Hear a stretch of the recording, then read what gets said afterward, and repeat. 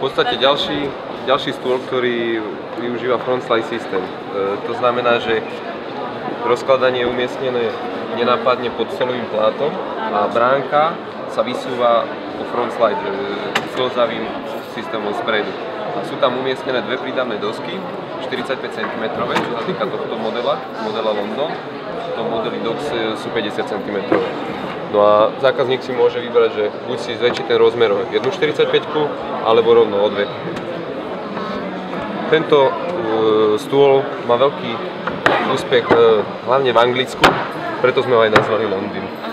On je perfektný, že je taký subtilný, že je taký naozaj štíhly a že má takúto obrovitánsku funkciu, že sa dá rozložiť na taký obrovitánsky stôl. Áno, áno.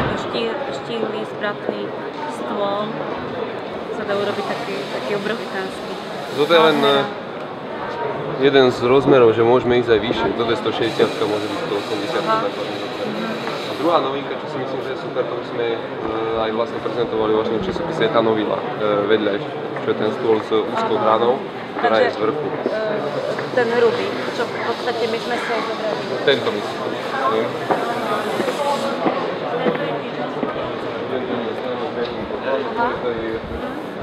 Tej hrane, ktorá je aj zhora, to je v podstate opracovaný stôl 580 cm, taká technologická novinka, no a vďaka nej môžeme robiť takéto zložitejšie hrany a zložitejšie tvary stolov aj nôh. Potom toto je novinka pred rok 2014, Talian. Áno.